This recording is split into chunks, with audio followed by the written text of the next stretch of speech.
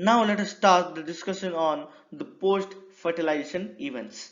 And in these, we will be talking about how does the endosperm develop, how does the embryo develop, and how does the seeds and the fruits develop. Now you might have a basic idea because these terms were introduced in the class 10th.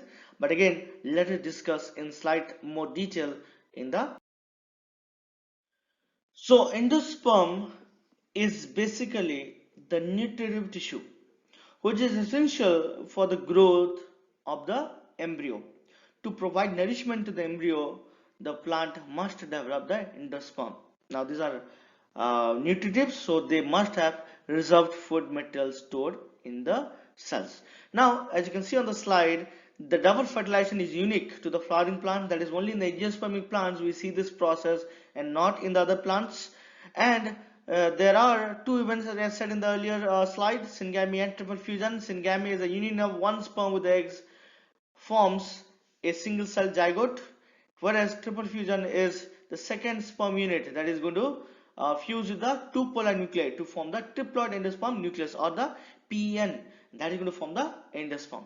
Now, a very important thing that you have to keep in mind, the last 2 points, let us see. The embryogenesis occurs within the embryo sac of the ovule, while the ovule and associated structures develop into the seed. So your entire embryo development is going to take place inside the embryo sac, the female gametophyte, and finally the ovule at the end, when it is finish the developmental structures, developmental process, the ovule and the associated structures, they all develop into the seed. Now what is the last point? The embryogenesis and the endosperm development typically occur in a parallel fashion with the seed development, and the embryo is part of the seed, right? So the embryogenesis and the endosperm development has to go side by side, and then they will be part of the seed. We'll see the seed structure in a minute. So this is regarding the basics of endosperm. Diploid in nature, reserved food material is there in the seeds, in the cells, and they're important for the development of the embryo. Now, to give you a brief idea on what are the different types of endosperm. Now again, try to understand that we don't have to learn the details about the process of development, because this you will be learning in higher classes, undergraduate classes. So just to give you an idea, I have taken this particular image. Now as you can see, the first one is a nuclear endosperm. Now in this nuclear endosperm, what happens is the PN, primary endosperm nucleus, when it divides, it does not get cellularized. That means the cell wall is not formed after the nucleus divides. So the nucleus keeps on dividing, free nuclear division keeps on occurring, and this entire structure gets filled with free nuclei. So here there is no cellular endosperm. The entire structure is filled with free nuclear endosperm, and this is called a nuclear endosperm. Where do you see it? You see this in case of the coconut, where the liquid part of the tender coconut, that is nothing but the free nuclear endosperm, as they are going to be containing thousands of nucleus which are diploid in nature, endospermic in nature. The second type is cellular endosperm, and as the name suggests, here the primary endosperm nucleus and the PEC start developing, and after each nuclear division, the nucleus gets surrounded by the cytoplasm and the cell wall is formed, cellularization occurs, and thereby here the endosperm is cellular in nature, cellular cells are formed. Okay, now the third type is helobial. Okay, now where do you get the cellular endosperm? Cellular endosperm you get in most of the cases, including that of the coconut. See, coconut exhibits both free nuclear as well as the cellular.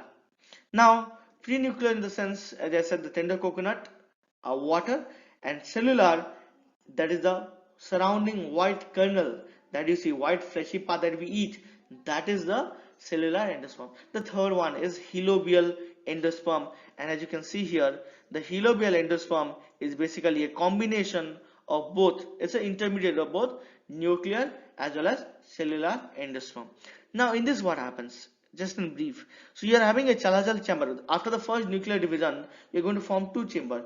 You are going to have a chalazal chamber and you are going to have a micropylar chamber. Now the chalazal chamber, the nucleus gets surrounded by a cell, and some amount of cell wall formation occurs, and here you have slight amount of cellular endosperm. The majority part is basically free nuclear. So the other second nucleus that we have, this nucleus divides in a free nuclear manner and it gives rise to the free nuclear endosperm. That is, you're going to have both cellular as well as free nuclear endosperm, and that is regarding the heliobale endosperm. Now there is a fourth type. Now in this fourth type, you can see it is called ruminate endosperm. You can see this in some of the palms, that is Erica catechu, the scientific name. And in this, what happens is the endosperm here is irregular, not like this nuclear or cellular or heliobale, which is well organized. Here it is not so well organized. It is irregular. Why? The reason is the seed coat, when it develops, it actually grows inward and it dissects, or it basically separates out the endosperm present inside. Okay, so these are the four different types of cellular endosperms: nuclear, cellular, heliobale, and ruminate endosperm. I hope you are clear with these concepts. Now you can see here, this is the seed from a corn. It's a monocot seed, just to highlight the location of the endosperm and how they are present. As you can see here, the outermost part obviously is going to be the seed coat, and the layer below that. Again, you have learned the structure of the seed of the monocot in detail in class 11th, but again, just to give you a brief idea, remember that you have the seed coat, and below the seed coat you have the endosperm. So this entire area is nothing but the endosperm, and if you can see here, this endosperm is just covering outside that of the embryo, this particular area.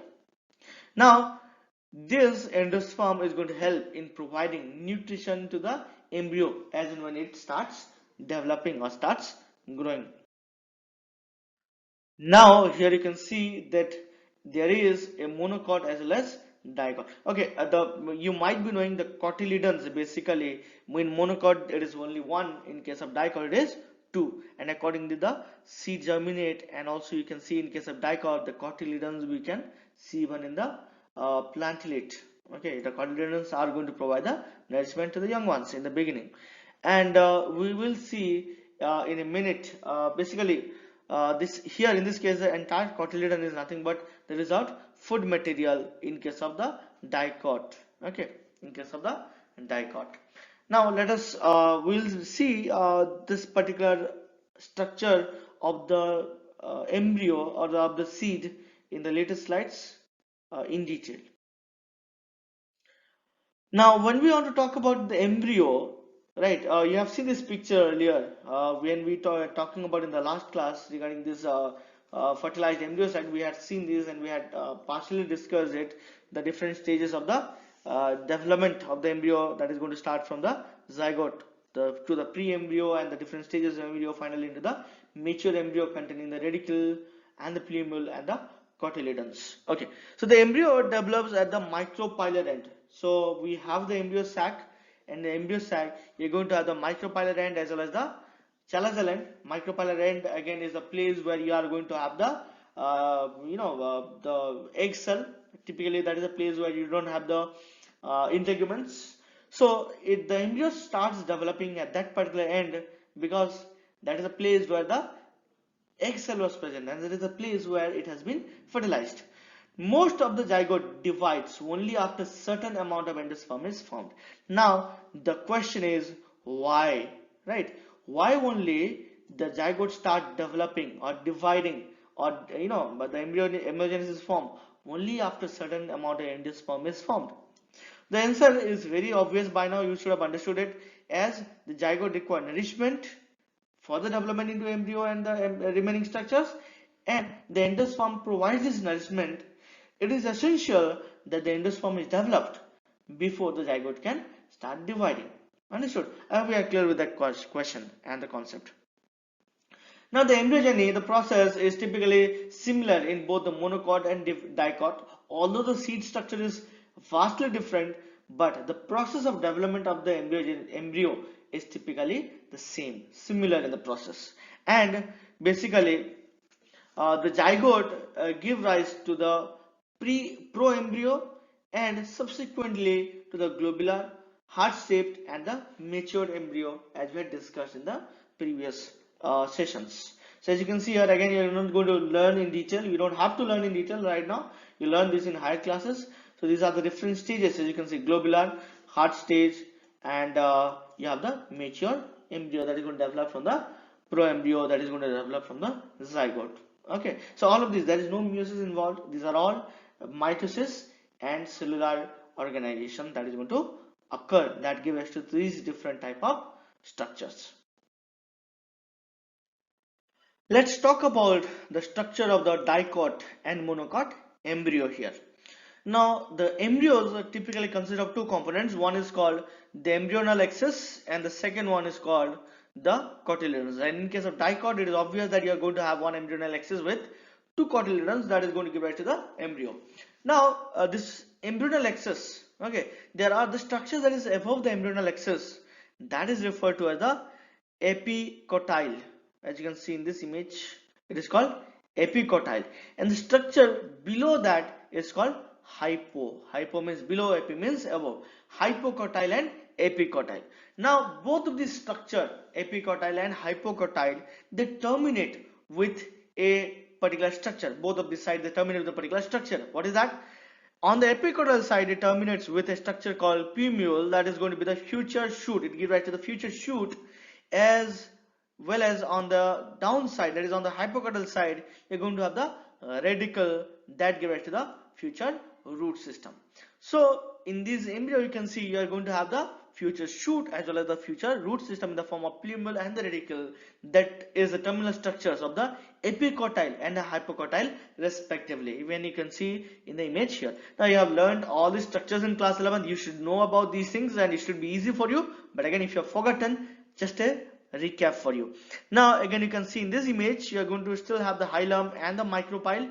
Again, micropyle is retained. Hilum is any of the scar of the attachment place of the seed with the embryo sac, or the not the embryo sac, I'm sorry, attachment to the placenta. But question is, why is the micropyle still present? Remember, seed, when it is present in nature after dispersal, it is in dry condition, and when it has to germinate, it has to take in a lot of water. It typically swells up, right? And that path, that hole through which the water enters from nature into the seed so that the seed can swell up, is basically the micropyle. So that's why the structure here, micropyle, is pretty important. Okay, so I hope we are clear with this. Now in case of monocot, the structures are slightly different. You have a single cotyledon and it is known as scutellum, as you can see in here, and there are also the plumule in this particular area, and you have the radicle in this particular area. Now interesting thing here is both the radicle and plumule, they're actually covered by a type of sheath in both of these cases. Now when we talk about the radicle, right, there is an undifferentiated sheath, and that is called the coleorhiza. There is an undifferentiated sheath for the radicle, and that is called coleorhiza. Again, it's a class 11 concept. Now on the other side, on this side, you are going to have a foliar structure, a hollow foliar structure, and that covers or protects the plumule, and that is called the coleoptile, and that is the structure of the monocot embryo. Scutellum you have coleoptile, and you have the coleorhiza along with the plumule and the radicle. That's the structure of the dicot and monocot embryo that you have to understand.